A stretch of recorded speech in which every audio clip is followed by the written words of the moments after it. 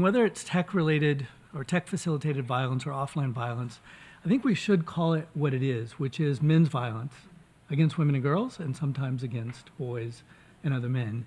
But I think we need to add that word in there, not to decenter what happens to women, but to acknowledge where it happens and who we need to call out.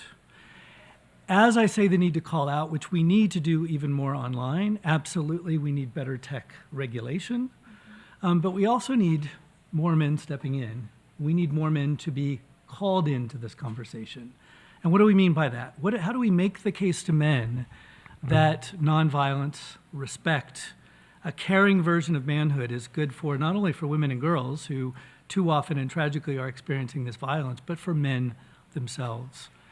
What we see again and again as we've named all these new forms of violence online is the same thing that happens too often offline. The majority of men are not carrying it out, but the majority of men are silent. The chat rooms, the spaces, the gaming platforms, the TikTok spaces, the YouTube spaces, all of these as the spaces where young men are hanging out, call it the manosphere if you want.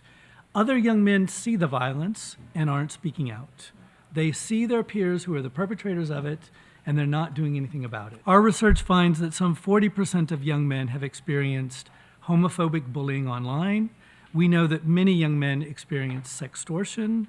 We know that as other forms of sexual violence, the majority of the victims are girls and women, but we know that boys and young men experience it as well. Boys are not going online, for the most part, looking for misogyny. Misogyny finds boys online. A very important study that came out from a colleague in Ireland a few months back, looking at the English language manosphere.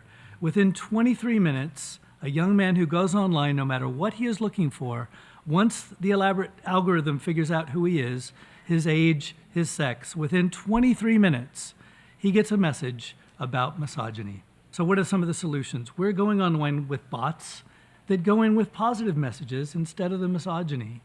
We're going in engaging influencers because there are many of them there. You don't know their names as much as you know the other ones, but there are plenty of young men who are saying positive things, who don't think this is okay. We're investing in them to provide better messages. The gaming world is where young men hang out, and lots of young women as well. We're going into those spaces, co-designing games with some game makers who are making their mistakes, but they're also willing to allow us and others to go on their platform and have pro-social games where young men promote healthy masculinity. And then we've also got to pull young men offline to invite them to be in the spaces. I very much appreciated the educational spaces that we need to have for young men to talk about this, to put the device down and come join us in this conversation.